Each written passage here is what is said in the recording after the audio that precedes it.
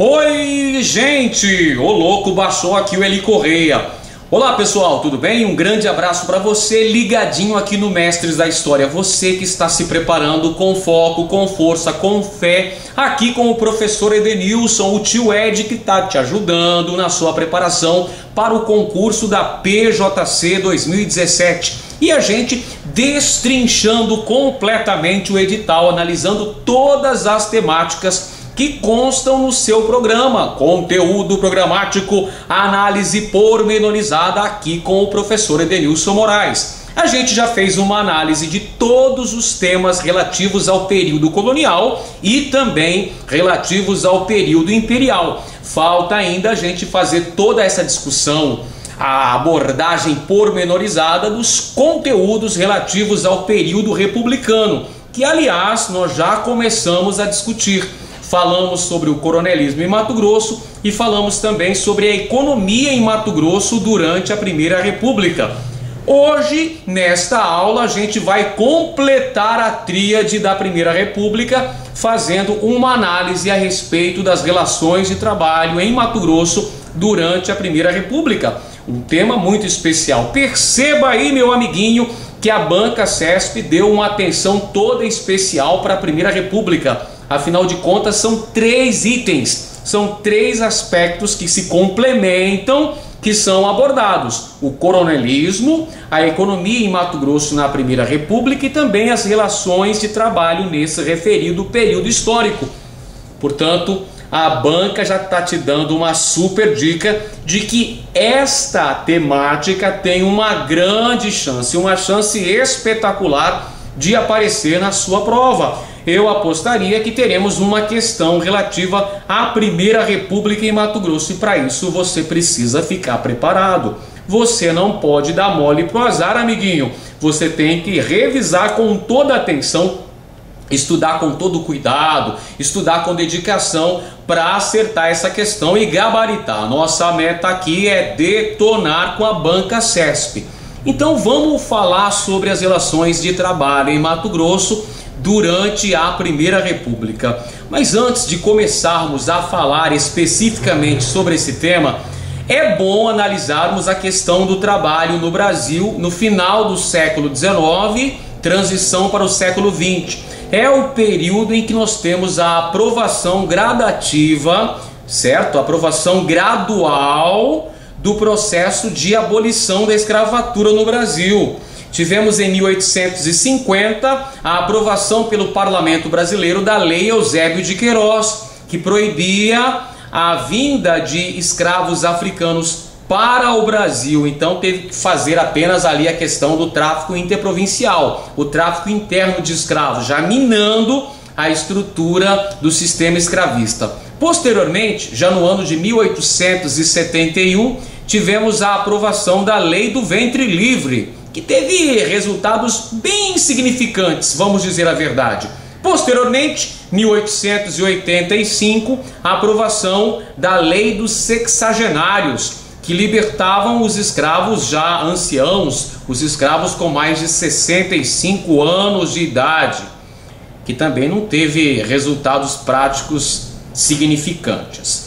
E aí, 13 de maio de 1888, a aprovação pela Princesa Isabel da famosa Lei Áurea, que aboliu definitivamente a escravidão em Mato Grosso. Não só em Mato Grosso, no Brasil inteiro. Abolição da escravidão no Brasil. Mas aí tem a questão mato-grossense, pessoal. A questão mato-grossense é muito importante no que tange a mão de obra. Na região sudeste, houve a substituição da mão de obra escrava pela mão de obra livre e assalariada, composta por trabalhadores imigrantes. Sabemos que houve uma grande imigração de italianos, espanhóis, portugueses, eslavos e outros grupos que vêm para o Brasil substituir a mão de obra escrava nas mais diferentes atividades econômicas, como por exemplo na lavoura de café. Mas em Mato Grosso, galera, Mato Grosso que não estava integrado ali num capitalismo mais, digamos assim, um capitalismo mais intenso, com um grande produto de exportação, com grande produtividade, como é que ficou? Olha, Mato Grosso, que não recebeu um contingente expressivo de imigrantes, teve que fazer a substituição da mão de obra escrava pela mão de obra livre de habitantes da própria província e posteriormente estado de Mato Grosso. Portanto, recaiu sobre os ombros da população mato-grossense a tarefa de exercer esse trabalho sistematizado. É por essa razão que já no final do século XIX o governo aprovava códigos de postura. Isso mesmo, códigos de postura, praticamente obrigando o trabalho sistematizado para impedir que a população não participasse desse mercado de trabalho como população economicamente ativa, porque era muito comum em Mato Grosso que as pessoas tivessem no fundo do quintal pequenas roças onde cultivavam mandioca, milho, arroz, feijão, e que as pessoas fossem algumas vezes até o rio para pescar, ou então que caçassem esporadicamente, o que era considerado um trabalho não sistemático, um trabalho não remunerado.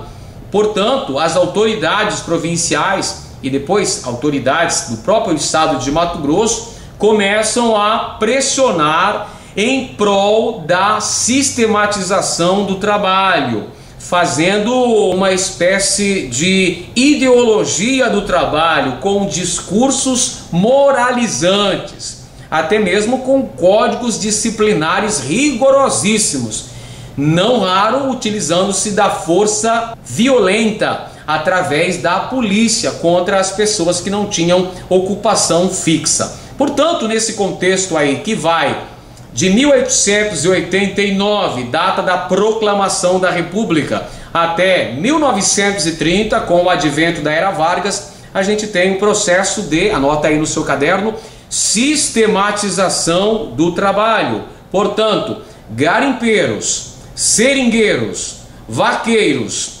ervateiros, poaeiros, jagunços, capangas e lavradores vão estar sujeitos a péssimas condições de trabalho, a uma grande exploração da mão de obra e vão passar também por um processo de pauperização crescente, pessoal. Veja só, tudo isso no intuito de conseguir um aumento da mão de obra, garantir Mato Grosso, você sabe que depois da Guerra da Tríplice Aliança, Mato Grosso está integrado ao cenário mercantil, fornecendo matérias-primas, poaia, erva mate, látex, os derivados da produção bovina, e precisava do quê? Precisava de mão de obra. E como fazer essa galera toda trabalhar nessas atividades extremamente árduas? Ora, obrigando essa galera a trabalhar. Se não trabalhar, é burduna no lombo da bugrada. Ou seja,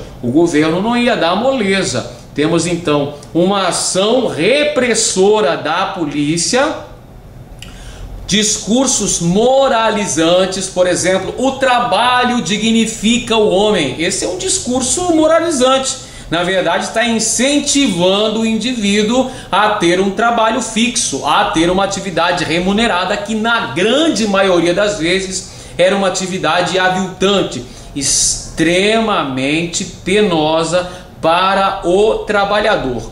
Esse processo de pauperização crescente é fruto da expropriação do uso das terras. Os pequenos proprietários, os pequenos lavradores perderam a posse de suas terras, tornando-se mão de obra barata para ser utilizada nas usinas de açúcar, para serem utilizadas também na pecuária, para serem utilizados no extrativismo vegetal, com poaia, com erva mate, com látex, no extrativismo mineral também, com a extração diamantífera. Ou seja, há um processo de expropriação da propriedade da terra para gerar mais mão de obra barata em Mato Grosso, pessoal. E é importante mencionar também que essas autoridades governamentais e os próprios proprietários dos meios de produção vão se usar de mecanismos de controle dos trabalhadores. Por exemplo, as usinas de açúcar localizadas na região do Rio Abaixo tinham segurança própria.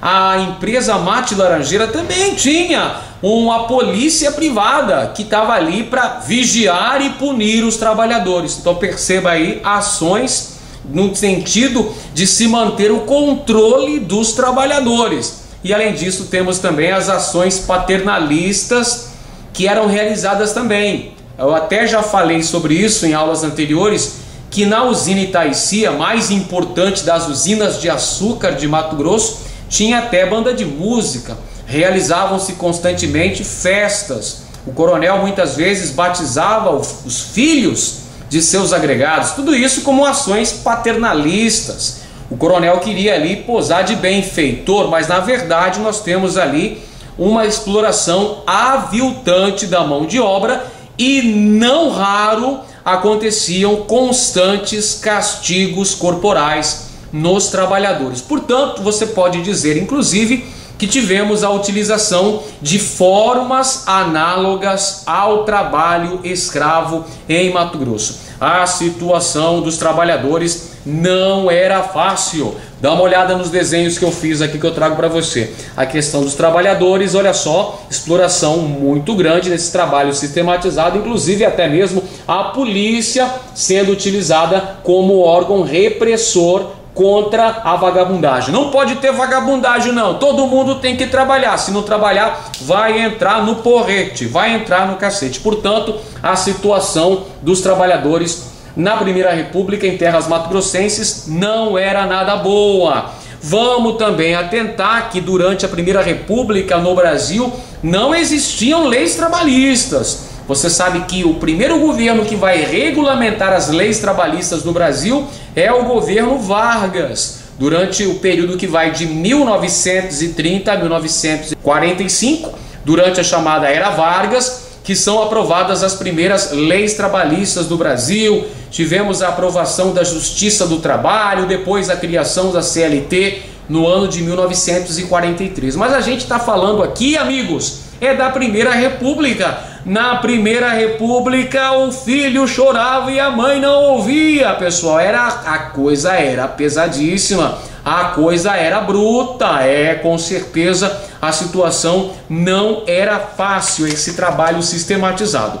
Bom, vamos começar a nossa aula falando sobre o trabalho nas usinas. E aí aparece mais uma figurinha carimbada que você já está careca de saber. Antônio Paes de Barros, o principal usineiro mato-grossense, proprietário da usina Itaici. Usina Itaici, a mais importante, a mais imponente, a principal das usinas mato-grossenses do período da Primeira República. Totó Paes, inclusive, foi um coronel muito influente na política mato-grossense, chegando até mesmo a ser eleito governador de Mato Grosso em 1902 e assassinado numa das disputas coronelísticas mais violentas de nossa história, que foi a revolta de 1906, quando ele foi assassinado na fábrica de pólvora nas imediações do Cochipó.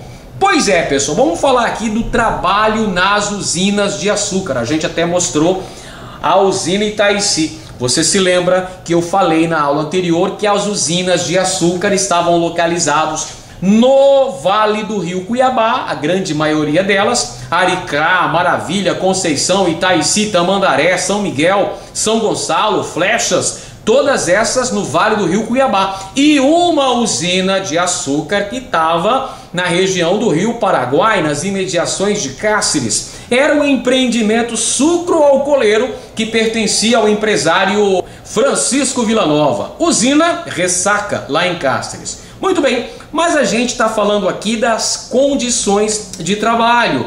Quem eram os trabalhadores que estavam nas usinas? Estavam nas plantações de açúcar e estavam também nas árduas tarefas desempenhadas dentro da usina, operando a caldeira, as máquinas, trabalho pesadíssimo. Era mão de obra livre. A gente está falando de um período em que a escravatura já havia sido abolida no Brasil. Mas esse trabalho era revestido de extrema crueldade, pessoal. Uma grande exploração dos trabalhadores. Dá uma olhada no desenho aqui, pessoal.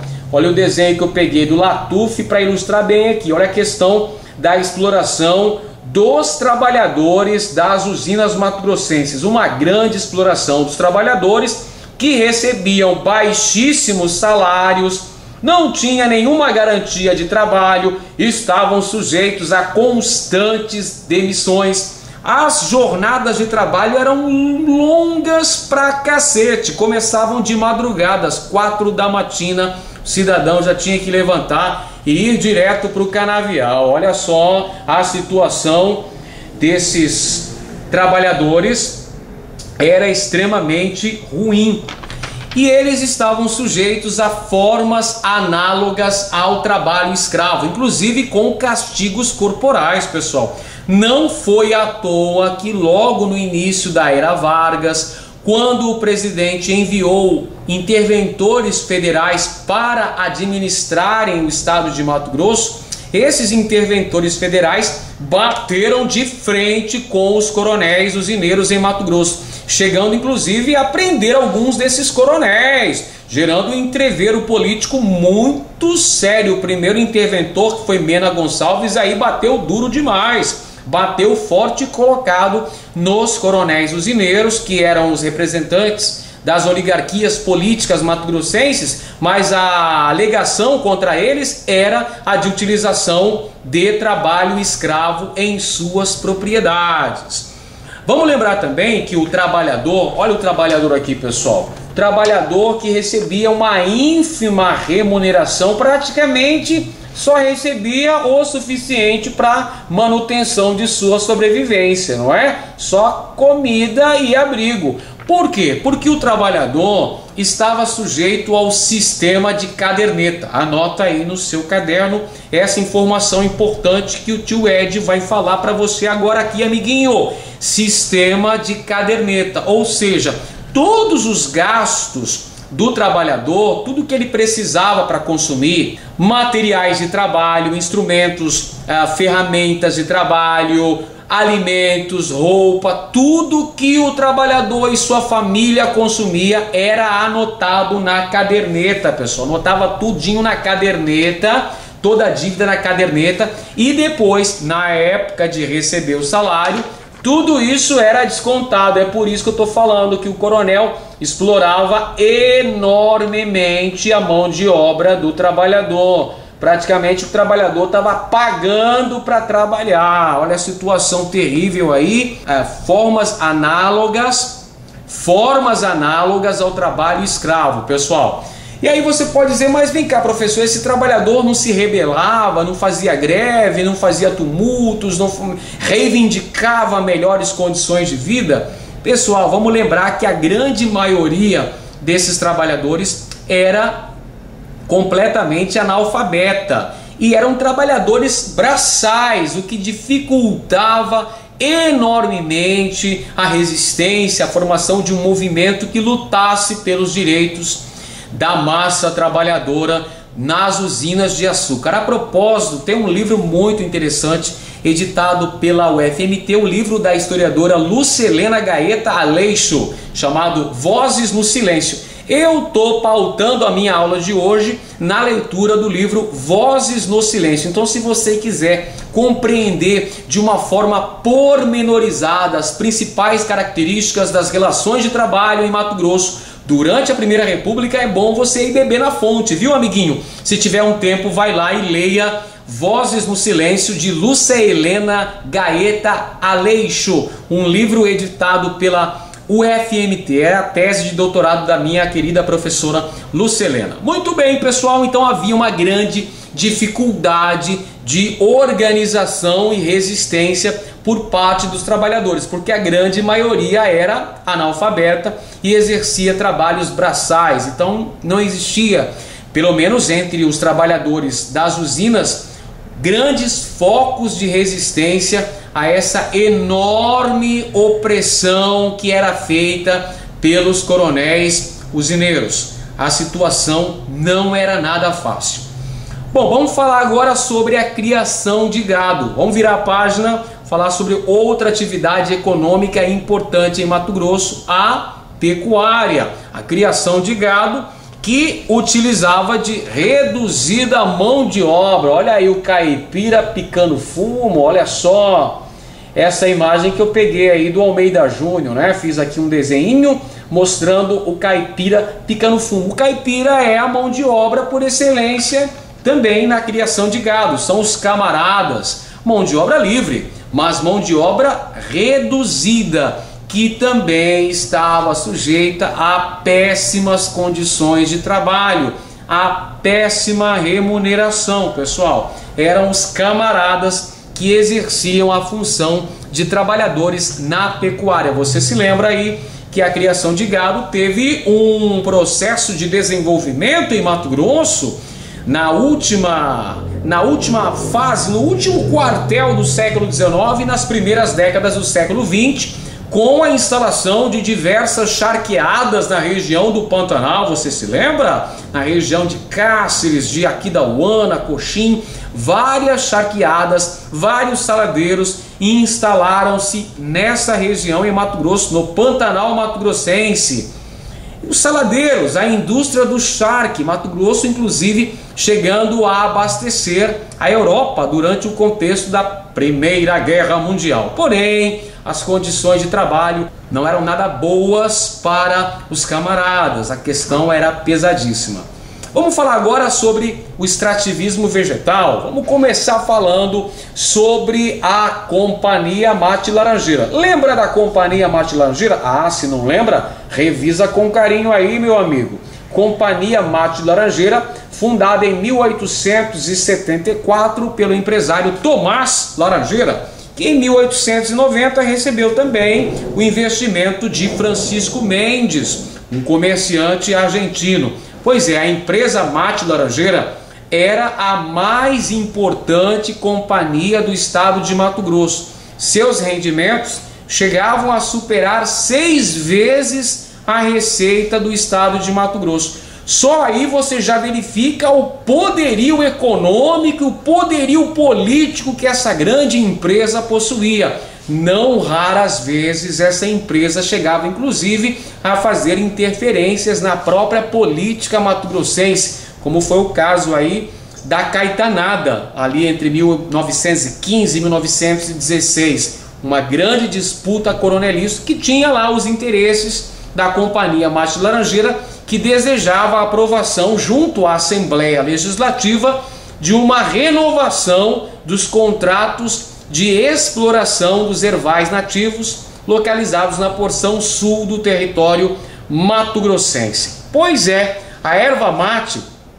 que explorava a Companhia Mate Laranjeira, que explorava a erva mate na porção sul do território de Mato Grosso, utilizava-se de mão de obra de trabalhadores paraguaios. Olha só, anota aí, característica importante: a Companhia Mate Laranjeira utilizava-se de mão de obra paraguaia, os chamados mineiros.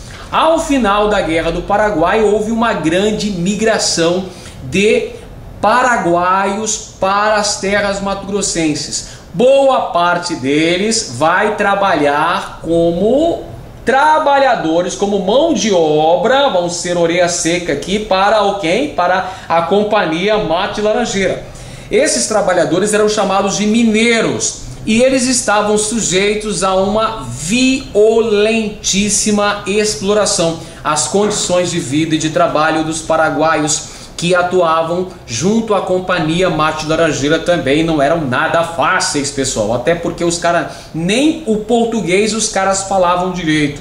Então tudo isso dificultava a organização, dificultava a resistência. Eles estavam sujeitos a formas extremamente penosas de trabalho, a baixíssimos salários. O salário desse trabalhador, aliás, o salário dos trabalhadores do extrativismo era baseado na produção. Quanto maior fosse a produção, mais significativo seria o salário.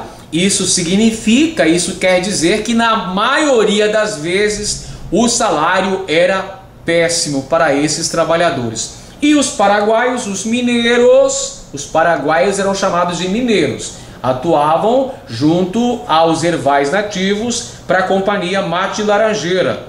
E eles estavam sujeitos ao controle, violência e opressão. Pois é, a Companhia Mate Laranjeira tinha inclusive uma guarda particular, uma guarda armada particular que impedia a resistência dos trabalhadores, hein? A própria Companhia Mate Laranjeira era considerada um verdadeiro estado dentro do estado de Mato Grosso. Isso só para você ter uma ideia, para você avaliar o poderio econômico que possuía esta importante companhia, que teve esse prestígio até os anos 40, quando do advento da Era Vargas, que foi criado o Instituto do Mate. E aí Vargas dinamitou completamente o poder que tinha a Companhia Mate Laranjeira nos ervais nativos do território mato-grossense. Outro exemplo do extrativismo mato-grossense era o trabalho desenvolvido pelos poaieiros. Olha os poaieiros aí, pessoal. Os poaieiros eram os trabalhadores responsáveis pela extração desse arbusto. Esse arbusto nativo das depressões ali do Guaporé, do Alto Paraguai. Lembra que desse arbusto, o essencial, o que era realmente fonte de rendimentos, eram as raízes da poaia, de onde se extraía uma substância chamada emetina. Essa substância era utilizada na fabricação de remédios lá na Europa. Então o nosso amiguinho poaeiro embrenhava-se nas matas, nos cerrados, nas depressões do Paraguai e do rio Guaporé, para buscar a poaia, pessoal, para extrair esse arbusto, para retirar de suas raízes, das raízes que se extraía a emetina. Por isso que a extração de poaia era uma atividade sazonal. Significa que apenas durante os meses das chuvas, nos 6 meses de chuvas, é que o poaeiro embrenhava-se na mata para buscar a coleta da poaia durante os meses chuvosos. E vamos lembrar também que o poaeiro estava sujeito a uma violenta exploração, porque o poaeiro também consumia no armazém da casa comercial. Quem explorava esses campos, essas terras devolutas, onde estavam as matas nativas de poaia, eram as casas comerciais. Arrendavam esses terrenos, essas terras devolutas, junto ao estado de Mato Grosso, e mandavam para lá os poaieiros. E aí, ferramentas de trabalho, alimentos, roupas, tudo isso o poaieiro pegava junto ao armazém da empresa. Só que quando chegava a hora do poaieiro receber pela sua produção, pela sua coleta de poaia, ele recebia pouquíssimas migalhas, porque a grande maioria de seu salário ficava com a empresa, ficava com a casa comercial, com o armazém da casa comercial. Então, baixos salários, exploração aviltante exercida pelas casas de comércio. Outro ramo do extrativismo mato-grossense foi a borracha, pessoal. Olha o seringueiro aqui, ó.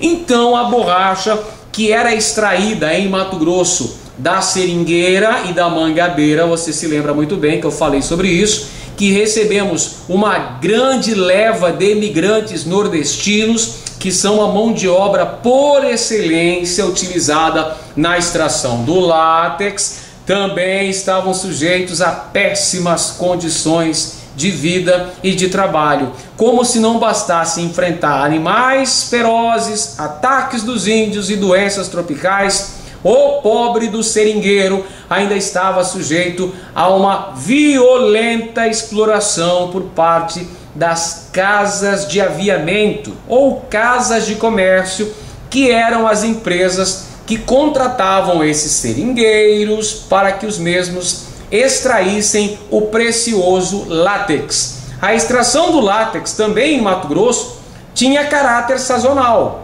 Você se lembra que eu falei agora há pouco que a extração de poaia era feita nos meses chuvosos? Pois bem, a extração do látex, olha aí o seringueiro, a extração do látex era feita durante os meses da seca, pessoal. Durante a seca, então, os trabalhadores embrenhavam-se na mata para coletar o precioso látex. Portanto, os mesmos trabalhadores que poderiam ser utilizados na extração da poaia também eram utilizados na extração do látex em terras mato-grossenses.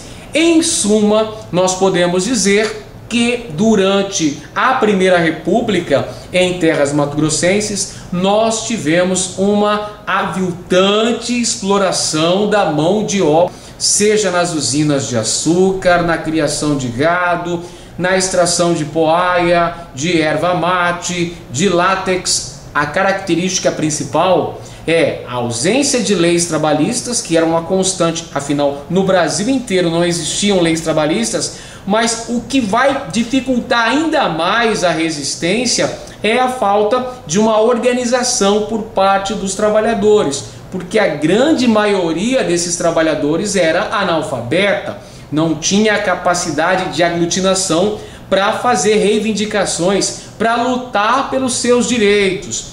Ah, então, professor, isso significa que não existiram associações de trabalhadores, sindicatos em Mato Grosso na Primeira República? Não, não foi isso que eu disse, pessoal. Até existiram associações de trabalhadores, sindicatos que lutavam, que reivindicavam melhores condições de trabalho e melhor remuneração em Mato Grosso. Mas isso aconteceu principalmente na porção sul do então Estado Uno de Mato Grosso, principalmente em Corumbá, onde a gente tinha os trabalhadores portuários e tivemos também os trabalhadores da ferrovia noroeste do Brasil, ou seja, os ferroviários. Então os trabalhadores portuários e os trabalhadores ferroviários tiveram uma capacidade de aglutinação política para lutar pelos seus direitos muito maior do que os trabalhadores que estavam nas usinas de açúcar, na criação de gado, na extração do látex, da poaia e da erva mate. Perfeito, pessoal? Então a característica fundamental era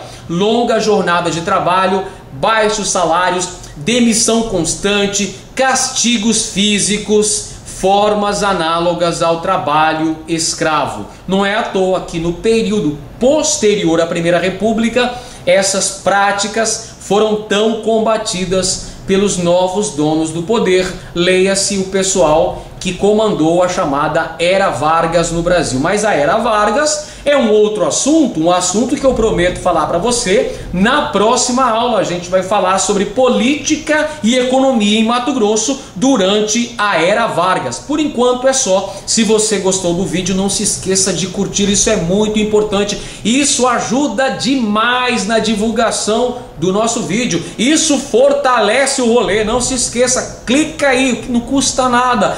Clica no gostei, ajuda na divulgação e se inscreva no nosso canal. Clica aí no botão vermelho, ajuda a gente a crescer aqui no YouTube, para a gente continuar divulgando mais o conhecimento histórico com aulas de qualidade para capacitar você, para fazer você ficar competitivo nos principais concursos realizados aqui em Mato Grosso. Um grande abraço para todo mundo, te vejo no próximo vídeo, valeu, tchau, fui!